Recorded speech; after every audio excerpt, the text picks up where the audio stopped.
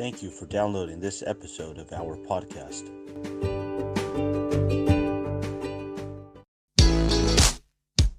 Hi, and welcome to the podcast for Solomon Staircase Masonic Lodge number 357, where we talk about all things related with Freemasonry, including Hermetic teachings, philosophy, reason, spirituality, and much more. We're located in Buena Park, Southern California. Tune in as we continue to update our podcast with informative talks and articles for Masons worldwide and those who would like to inquire within.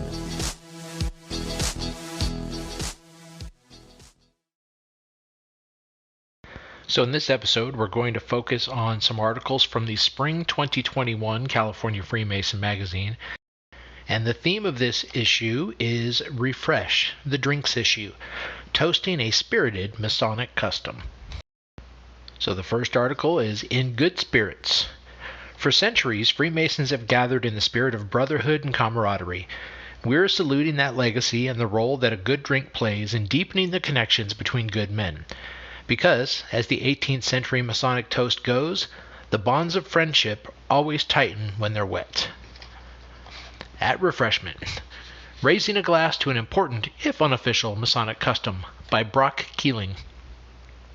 You can say my Masonic career started over a beer, begins Arthur Weiss, a fifth-generation Freemason and the current Grand Master of the Grand Lodge of California.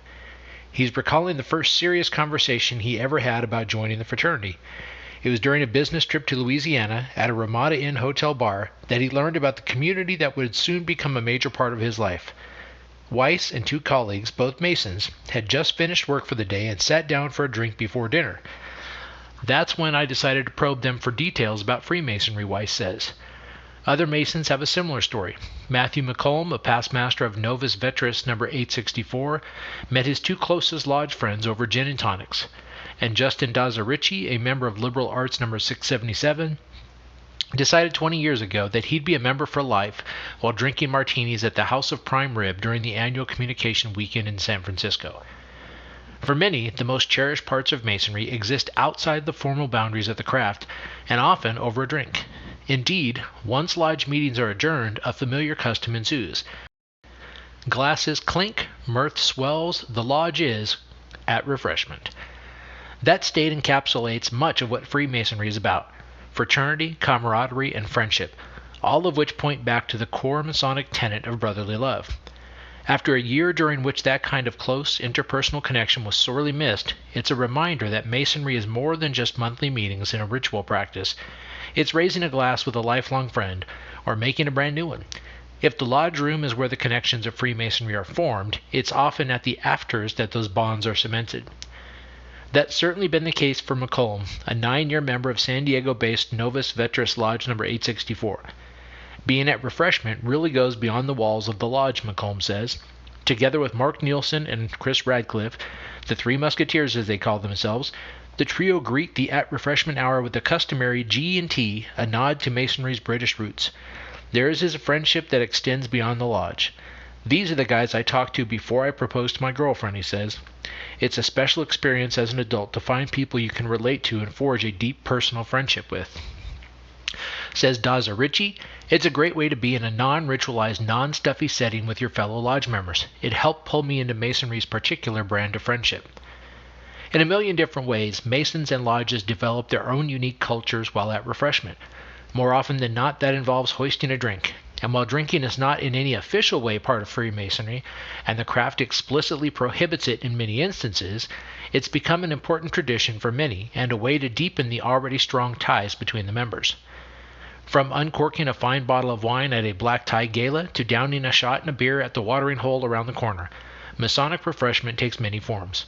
For Peter Ackeret, it means heading over to Monk's Cellar, a restaurant near Aquila Lodge number 865 in Roseville, outside Sacramento. During pre-COVID times, Ackeret and his lodge brothers would decamp there after lodge meetings to break bread and offer toast. At Saddleback Laguna number 672, members formed an unofficial club called Low 12, a cheeky riff on High 12, a Masonic lunch group that meets at noon, which gathers after lodge meetings to keep the party going. The downtown Masonic Lodge number 859 adjourns to Invention, one of the oldest bars in Los Angeles, which just happens to be on the third floor of the Los Angeles Athletic Club where the lodge meets. San Francisco's Logos Lodge number 861 has its own special punch recipe that members partake of following lodge business. And then there are many examples of top-drawer dinners with top-shelf drinks that go above and beyond these casual après-lodge gatherings, like the blowout 7-course St. John the Baptist feast held each summer at Conejo Valley number 807. At Malcolm's Novus Vetris, members hold a quarterly convenus where they wear tucks and tails and eat by candlelight. It harkens back to an older time, a bygone era of old Masons when they wore that sort of thing, he says. Such hat tips to the past help connect the Masons of today to the festive practices of yore. In fact, in 2014, Grand Lodge issued guidelines to help lodges experience our heritage by temporarily returning to the days of old by recreating schematics from 18th century table lodges. In these early gatherings, members sat around a horseshoe-shaped table with a master at the head as they wined and dined. The meal would pause when the senior steward called the brothers to labor to observe the degree work. During a break or at the degree's conclusion, the meal would resume with the junior warden calling the lodge back to refreshment. Another example of Masonry's formal side can be seen in opulent festive boards like the one at Anchor Bell number 868 in Los Angeles, where reveling members in black ties sing the lodge's own sea shanty and drink rum punch. It's also seen at Prometheus number 851, whose version of a festive board is a white tie event held at the University Club, a jaw-dropping 2-story brick Victorian mansion atop San Francisco's Tony Nob Hill. As befits such a setting, the members of Prometheus take their postprandial in style, with single malts and bottles of Napa and Sonoma wine poured freely. Just don't call the Masons a drinking club. Since the Brotherhood was officially formed in 1717 when a handful of lodges joined together as the Grand Lodge of England inside the Goose and Gridiron Tavern in St. Paul's Churchyard, Masons have had a fraught relationship with alcohol. Even by the standards of early 18th century London, those lodges were known for their fondness for drink. A famous satirical engraving from 1736 by William Hogarth, a Freemason, depicts a debauched street scene featuring a pair of Masonic officers staggering out of a pub. Right or wrong, a boozy reputation took hold. As a result, the fraternity has since held a firm line on alcohol in the lodge. In fact, drinking is prohibited at lodge meetings and in lodge rooms. Until 1989, California Masonic temples weren't allowed to serve booze in their dining halls. Other stipulations remain. No lodge funds can be used to buy alcohol, though it can be bought and donated by a member. That attitude is reflected in the first Masonic cardinal virtue, temperance. The idea was to prevent an overserved member from breaking his solemn oath, in vino veritas. Today, temperance is as much about respecting the sanctity of the lodge as about spilling the beans. From the beginning, that meant towing a narrow line, as early Masonic lodges frequently met inside pubs or taverns. Those early forebearers would conduct their meetings above the bar and then later, after wrapping up business, retire downstairs for dinner and drinks. Like most lodge activities, these moments of gastronomic gaiety worked to build Masonic brotherhood, so long as it was kept within reason. That responsibility traditionally has fallen on the junior warden, who is charged with maintaining order while the lodge is at refreshment, and who often organizes the purchase or donation of alcohol. Lodge minute books from the 18th century are full of examples of fines levied by the junior warden against members who forgot themselves and took part in less than stellar behavior around the table. Nowadays, such fines are forbidden. If a member does overindulge, the junior warden simply pulls him aside to let him know he's cut off for the evening. Above all, the junior warden's role at refreshment isn't that of a lodge's officer krupke, but to make sure that social activity and all it encompasses moves along swimmingly. That isn't just a relic of Masonry's tippling past, it's also a gesture to those who don't drink. For sober brothers, or members who just don't prefer it, Accurate, for example, eschews booze during social gatherings, preferring iced tea with a squeeze of lemon. The storied halls of Freemasonry are welcome dry spots. Similar to Alcoholics Anonymous, Freemasonry relies on fellowship to foster growth and has no political affiliation. In fact, both groups use the equilateral triangle as an important symbol. One place where the craft and the bottle do meet is in the custom of offering a toast, or, as is often the case, many toasts. In the out-of-print tome A Selection of Masonic Songs, published in 1975, and full of ancient salutes to drink, the brethren would sometimes sing, "Coming, coming, coming, sir, the waiter cries, with a bowl to drown our care." Verbal tributes vary from lodge to lodge, and they run the emotional gamut, from earnest and profound to bawdy and bold. Take, for example, this one from the 18th century. Charge, brethren, charge your glasses to the top. My toast forbids the spilling of a drop. At Oakland's Academia Lodge number 847, the monthly festive board called the Agape is serious business. Held inside the swank library of the Oakland Scottish Rite building, members dress in white tie and gloves, with officers wearing the gauntlet of their station on their sleeve. The recitation of toast from memory is a highlight of the evening, says past Lodge Master Paul Adams. At the cue of a master of ceremonies, the toast giver slings his napkin over his shoulder and offers his salutation, followed by the thunderous crash of drained firing glasses, heavy shot glasses essentially being thumped on the table. The act of toasting provides a way for the lodge to formally and good-naturedly honor members, friends, and founding fathers. There can be a toast to the country, a toast to the Grand Master, and a toast to the Master of the Lodge, says Weiss. There's also a toast to absent brethren, a toast to visiting brethren, and even a toast to the ladies. At certain kinds of gatherings, these can add up. At Adams Academia Lodge, for instance, there are usually 7 toasts. At Conejo Valley's annual feast, there are 8. Our members know better than to put too much in their glass, Adams says, because if you drink 7 whiskey shots, it's not good. So crucial is toasting to the Masonic experience that drinking vessels have become a part of many lodges' lore. Some halls still possess ornate Masonic punch bowls made of ceramic or pewter and embossed with Masonic symbols and emblems. Other lodges, like McComb's Roseville Group, use metal tankards, while the aforementioned Prometheus Lodge feast in San Francisco involves passing around a tig, a 3-handed sterling silver loving cup, which each brother holds and is then made to answer a question posed by the Master of Ceremonies, intended to prompt deep self-reflection. Many other lodges have special firing glasses or cannons used to punctuate a speech or toast. For all, many rituals centered on these time-honored traditions, Masons point out that drinking itself plays only a supporting role in times of refreshment. Instead, it's the one-on-one connection men experience at these lively moments of leisure that keeps the tradition alive. It affords members new and old a chance to enjoy the social side of Freemasonry while meeting each other on the level. Being at refreshment, according to Daza Ritchie, shows that Freemasonry isn't all drudgery or old guys in suits, but interesting people who really enjoy one another's company. Weiss, who has played MC for Conejo Valley's St. John's Day Feast for most of the past 25 years, joined the Freemasons in part because he had relatives in it. But what got me hooked and kept me coming back for more were the centuries of history and the character of the individuals I met along the way, he says. Surely that's worth raising a glass to.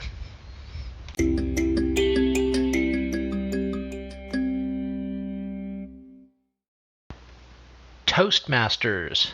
Meet 4 Masons who embody the spirit-raising potential of a good drink. The Dive Master.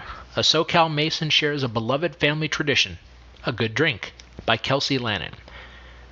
John Grondorf will be the first to admit that for a good chunk of its patrons, the Craftsman Bar and Kitchen isn't the main destination. Located a block from palm-studded Ocean Avenue in Santa Monica, it's one of many establishments that benefit from the magnetism of the Santa Monica Pier, Dogtown, and nearby Venice Beach. Rather, he says of the watering hole, it's the place you go before and after. That suits its proprietor just fine. Grondorf didn't think he'd be spending quite so much time there himself. As a former head bartender for Hyatt Hotels, he'd spent his career traveling the country, building cocktail menus and training bar staff for the multinational corporation. But over the past 8 years, he's traded the jet-setting life for a well-worn spot behind the bar. It's a comfier workplace anyway. Grondorf initially made a small investment in the business during its previous life as a gastropub called The Yard. But in 2013, the business was about to go under and needed a lifeline. I got a call from the guys who worked there, Grondorf says. They're like, well, we were told you were the one to call now. They called the right guy. Grondorf quit his job, bought a majority stake in the founding business, and became managing partner. It was really simple, he says. I had a corporate background and jumped right into doing my own thing, which was a lot more fun. The fact that he'd grown up in the industry didn't hurt. Until 2011, Grondorf's mother and stepfather ran El Gallo Pinto, a Nicaraguan restaurant in West Covina that was lauded by the late food critic Jonathan Gold. And his grandparents ran a supper club-style place called The Overtime in Glendora. They loved the atmosphere so much, they had a full-service bar built into their home. We would have family parties, everything at the bar, Grondorf says. They had a huge house, but I don't think we ever hung out in other rooms. With that in mind, Grondorf set to work revamping the funky beach haunt into a place that felt authentically local but inviting enough to appeal to out-of-towners. Eventually, Grondorf landed on what he lovingly terms a fine diving aesthetic. "We are as close to a dive bar as you can be in Santa Monica," he says. In March of 2013, the yard reopened as the Craftsman Bar and Kitchen. The name was a nod to both the arts and crafts architecture that his hometown of Pasadena is known for, and to Freemasonry. Grondorf joined Santa Monica Palisades number 307 in 2006 and has furnished many of his lodge's gatherings with food and drinks from the Craftsman's Kitchen. "To be able to give back, it's an honor for me," he says. "I wish I could do more." The bar's decor tacks toward the personal. Signs inherited from his grandfather's supper club feature prominently, as does a James Dean mural spray-painted by LA artist and friend Jonas Never, a tribute to the film Rebel Without a Cause, scenes of which were shot a short walk away at the pier. But the pub's most personal connection can be found behind the bar. It was there, over drinks, that Grondorf struck up a friendship with the woman who would eventually become the Craftsman's first bartender. In 2018, they married, and like his parents and grandparents before him, John and Kelly Grondorf now run the operation as a family business. The Harmonizer, Winemaker Carl Lehman on Seeking Life's Perfect Blend, by Anya Soltero. Carl Lehman's career-defining revelation came, as it should, over a glass of Cabernet.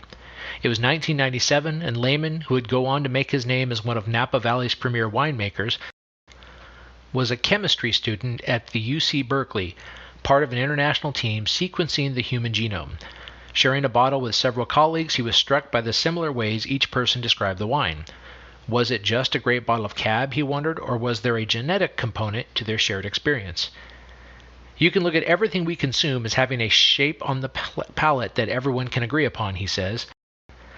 Despite his colleagues' diversity, their shared genetic traits likely meant that they physically experienced the sensation of drinking wine the same way, he speculated. It was a scientist's attempt to explain the ineffable lure of a great bottle. For Lehman, pairing his two greatest passions, chemistry and wine, has yielded some robust results, leading him into the rarefied air of premier California winemaking. That journey took him to UC Davis's storied viticulture department and eventually into Sonoma and Napa Valley's vineyards, including a season at the Folie à Deux working under winemaker Scott Harvey, who introduced him to the physically demanding work in the cellars. After graduating, he moved on to Stag's Leap, one of the valley's top producers, and then to Storybrooke Mountain Vineyards. "I was exposed to excellence from the very start, the top of the industry," Lehman says. After overseeing the highly successful 2004, 2005, and 2006 vintages for Storybrooke, Lehman teamed up with a fellow winemaker to found Vellum Wines in St. Helena, where they aimed to develop a great Bordeaux-style wine. After rallying investors, they focused on the British market, sending Lehman to crisscross Europe and meet with winemakers and merchants. His efforts would pay off as Vellum's 2012 Cabernet received a 96 score from Decanter magazine and the first of 3 straight silver medals from the Decanter World Awards.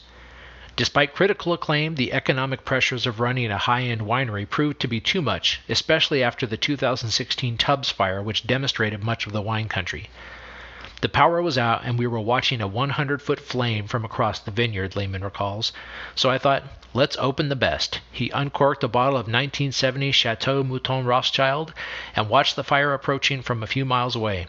His last year of production was 2017. Lehman has since turned his attention to wine consulting work, lecturing around the globe, including in China and Russia. Getting away from the day-to-day grind of winemaking also allowed him to pursue Freemasonry, which he learned about from his grandfather and other relatives. His godfather, a Maine Freemason, referred him to Yount No. 12, where Lehman was raised in 2017. Not surprisingly, Lehman gravitated toward the lodge kitchen, taking over as de facto chef de cuisine and lodge sommelier. "I aimed to boost the morale of my brothers and wanted to be the best possible and most enriching experience they can have," Lehman says of lodge dinners, which he prepares for as many as 70 fellow members. In 2018, he was named his lodge's Mason of the Year. In both masonry and winemaking, Lehman says balance is the key to harmony. It's a mantra he's tried to live by. If you're not a complete person, settled and connected, others will sense that about you and won't connect to you on the same level, he says. The wisdom of masonry is self-fulfillment. It's taking the sum of all your parts and becoming the best person you can be, then going out into the world and being the best version of yourself for others. The Salonier. At Club 50, Philippe Milgram gathers Masons for a taste of the good life, by Lindsay J. Smith. Three triangles rule Philippe Milgram's life. The first, given Milgram's membership in Vallée de France No. 329, a Francophone lodge in Los Angeles, is embodied by the Masonic tenets of brotherly love, relief, and truth. The second, the Vintner's Triad, relates to his life's work importing wine. To have a good wine, you need good soil, a good winemaker, and God, Milgram says. Connecting those two is a third holy trinity, nourished by both Freemasonry and fine wine, one's stomach, one's palate, and one's mind. That tripartite enrichment is the goal of Club 50, a monthly luncheon Milgram hosts for wine and conversation-loving Masons. Club 50 was originally established in France in 1981 to help strengthen the bonds of friendship between brothers from different Masonic obediences. France is home to several Masonic bodies with varying rules and regulations. Today, there are chapters of the club worldwide, including the Los Angeles group Milgram helped launch, which is open to all Master Masons. Like the salons of the past, members are treated to a guest lecture on a different topic over good food and fine wine. A simple way to have a good time, Milgram says. Past lectures have covered subjects as diverse as caviar, gemology, Masonic history, philosophy, and art, given both by Masons and by outside experts. Only two things, religion and politics, are off limits. One popular yearly lecture is by the painter Jana Gershman, sometimes combined with an outing to the Getty Museum where she works. Another is presented by Milgram himself, in which he explores the subject he knows best, wine. The French, we are born directly in the barrel of wine, he says with a laugh. Soon after Milgram arrived in California in 2001, he began importing and promoting several French wines that he loved back home, eventually expanding to other European labels. Today he represents some 30 vineyards and is a member of a number of wine industry societies, none more colorful than the Confrères du Sabre d'Or, an international society that celebrates sabrage, the art of opening a champagne bottle with a saber. Milgram is the American ambassador of the Confrérie, which means brotherhood, but isn't associated with Freemasonry. The society is similar to Club 50 in its focus on food, drink, and fellowship, Milgram explains. In the 2 decades he's been in business, Milgram has seen the American wine drinker's palate evolve significantly. Before, people asked me for a Cabernet or Merlot, he says. Now if they ask me about a blend, they know the difference between the Pinot in France and the Pinot in California. That education has had a macro-level effect, popularizing wines from all over the globe, but Milgram sees it at work on a more intimate scale too. It's more enjoyable when you know what you drink and where it's coming from, he says. That's the approach he takes in his Club 50 lectures, teaching members about the grape, appellation, terroir, aging process, and other factors that give the vintage they're drinking its distinctive character. Each year he travels to Europe to meet the winemakers whose labels he imports and learns all about the factors that influence their wine. Along with everything else, the pandemic put Club 50 on pause. Members tried meeting via Zoom, but it wasn't the same. What makes Club 50 special, Milgram explains, is not only the lecture, it's the friendship and the good food and wine that can't be replicated online. For now, he eagerly awaits the time when members can gather again over lunch and a bottle. Masonry is not only to nourish the brain and the heart, Milgram says. We're looking for better men, a better life. Food and wine is a big part of that. And our fourth person is the Spirit Guide, whiskey expert and priest Steve Beal on Communing with the Divine, by Lily Young. When was the first time you enjoyed whiskey? Who were you with? These are often the first questions whiskey master Steve Beal poses to guests at his famous tasting soirees. A brand ambassador for some of the world's most respected liquor companies, Beal's name is ubiquitous at industry events, competitions, and publications. But before he starts his well-rehearsed spiel on the King of Spirits, he makes sure to ask his audience about their first impression of the stuff. Unlike vodka or tequila and the painful binges often associated with them, most everyone answers the whiskey question with a story, whether it's about playing golf with their father or having a drink with the boss, Beal says. Whiskey is all about sharing stories. His reverence ascends beyond the top shelf. Whiskey has an oral tradition like masonry or religion, he says. There is a spiritual ethos to it. Beal's invocation of the divine isn't hyperbole. An ordained Episcopalian priest, he occasionally leads services at the famous Grace Cathedral in San Francisco. But his main calling in life has been spreading the word of Wisg Beath, the water of life. Since retiring 5 years ago as brand ambassador and whiskey master for the international distributor Diageo, owners of Johnnie Walker, Lagavulin, and many others, he's continued to work in consulting and public relations for the industry. He's also been a judge for the past 27 years at the San Francisco World Spirits Competition, the largest, longest-running drinks contest in North America. Beal's spirits credentials are impressive. In addition to working as a drinks journalist, he's a member of the Whiskey Magazine Hall of Fame, a life member of the Keepers of the Quaich Society, an honor bestowed by the Scotch whiskey industry, and a recipient of the U.S. Bartenders Guild Lifetime Achievement Award. However, Beal is best known for holding court at tasting parties like the one he hosted in 2014 for Prometheus No. 851 at the University Club in San Francisco. Beal was raised at Santa Rosa Luther Burbank No. 57 and most recently affiliated with Table Mountain No. 124. Jordan Jelinek, past master of Prometheus, recalls that Beal spared no expense when it came to the lodge's education. The 10 tastings started with Johnnie Walker Blue at $189 a bottle and went up from there. You walked away not just with knowledge of the whiskey, but a virtual picture of Scotland. He enlivens the spirits, Jelinek says. There are 3 typical questions posed to Beal during his tastings. How was whiskey made? That's a less interesting question, he says. The second is about the proper way to drink it, which he isn't prescriptive about. Beal himself gives a whiskey a deep sniff after the pour, then adds a half spoonful of water, sniffs again, and swishes it in his mouth. The third and most important question is the why of whiskey, as in why all the fuss. This is a spiritual issue as much as a social one. Beal points to whiskey's early medicinal use by European and Asian monks who employed the spirit in tinctures, mixing it with herbs and spices. The process of distillation quite literally removes the spirit from its host, what Beal explains as taking the secret of life and extracting it from the grain.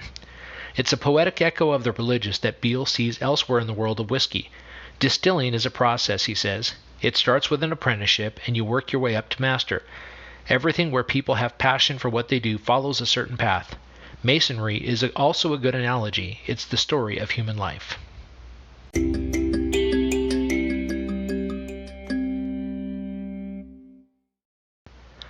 An Absolute Corker by Michael J. Ramos. Meet ye ancient order of noble corks, the screwiest Masonic club around. Shrouded in equal parts mystery and merriment, ye ancient order of noble corks is a bit of an outlier even within the sometimes bewildering world of Freemasonry. Whereas the dozens of supplemental degrees available to Masons tend to stress or expand on the moral teachings of the crafts, the corks exist for one reason and one reason only, to have a good time for a good cause. The only thing we take seriously is how unserious we take the degree and ourselves, says Donald McAndrews, a 50-year Mason in Virginia and the Grand Bung of the Americas, the equivalent of the Order's Grand Master. Yes, it's that kind of an affair, with titles like Rather Worshipful Admiral, Barely Worshipful Cook, and Particularly Worthy Shipmate. The Order is a decidedly screwy cousin to Freemasonry, fitting given that its insignia is a corkscrew piercing a wine cork. During so-called cork lodges, the claret judge tends to be passed around liberally. More common in Great Britain, Australia, and parts of Europe, the cork degree is seldom practiced on our shores. It is governed here insofar as it is governed at all by the Grand Council of the Allied Masonic Degrees. By and large, a degree conferral is held only once a year during Masonic Week, typically in Virginia or Washington, D.C., and while it's still a mystery to most American Freemasons, the degree has a long and proud, if not exactly distinguished, history. Cork lodges, sometimes known as cellars, have always existed to raise money for charity by taking donations around the festive board, where ideally good and definitely plentiful drink are par for the course. For the uninitiated, the Cork Lodge's degree ceremony includes many allusions to Noah's Ark, hence the nautical theme evident in the officers' titles. But the real highlight of a cork lodge is the Board of Corks. Revelers raise funds for the charity of their choice through the frequent and boisterous leveling of fines against fellow members for breaches of cork protocol. Among them, I'm told, is the requirement to keep a cork and corkscrew on one's person at all times, like a challenge coin. Overall, even where local customs may take over, we universally agree that we come to eat and drink and for the opportunity to raise funds for charity, McAndrews says. Edgar Fenton, a resident of the Masonic homes in Union City and a member of Los Altos No. 712, is among the lucky few California Masons who've taken the degree. and while he's mostly tight-lipped about its customs, he does recall it fondly. I can't give away the secrets, but I can tell you it's a wonderful time, with corks being waved about in the air everywhere you looked, he says. It's not impossible for California Masons to receive the degree, McAndrews says. Once we are able to safely travel again, he or another Grand Cork officer would be open to bringing a cork degree out west. If travel and accommodations are provided, for more information about bringing the cork degree to your lodge, email michaelramos@freemason.org. A time-traveling, history-loving, continent-hopping Masonic bar crawl. These taverns, alehouses, and pubs are practically overflowing with Masonic significance. By Dr. David Harrison. From the very beginning, Masonic lodges have met in taverns, public houses, and inns.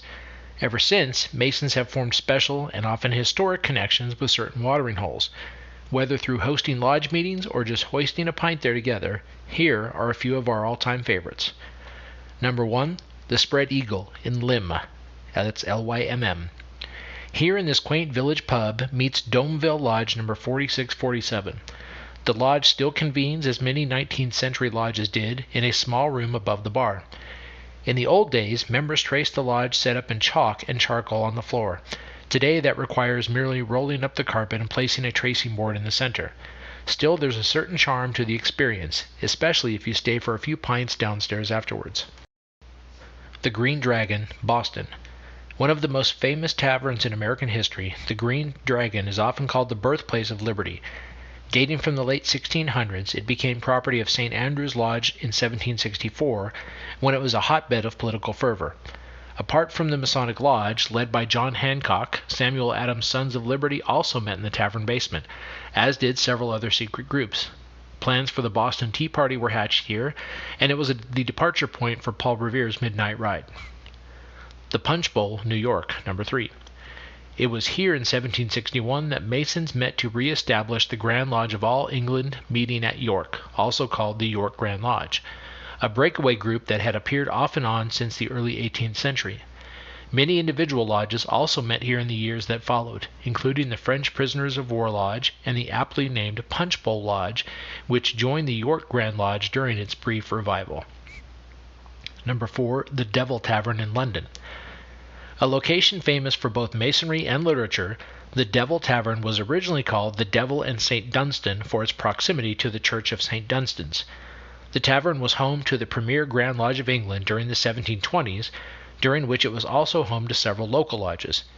In the 17th century, it played host to Ben Jonson's Apollo Club, which was counted among its members William Shakespeare, Samuel Johnson, and the Freemason Jonathan Swift. Sadly, the tavern was demolished in 1787. And number 5, the Masonic in Cheshire. Rather than form a lodge inside a pub, this watering hole in Cheshire evolved in the opposite direction. It started life as a Masonic hall and later became a bar. Built in 1863, it was a meeting place for Ellesmere Lodge. By 1932, however, the lodge had vacated the building, the upper story was removed, and the building became a pub, keeping only the name and memory of its craft roots.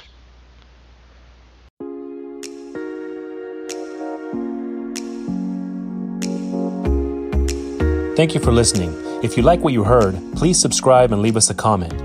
We enjoy hearing from our listeners. If you really like what you heard, share this podcast with your friends and lodge members. Visit us online at solomonstaircase.org.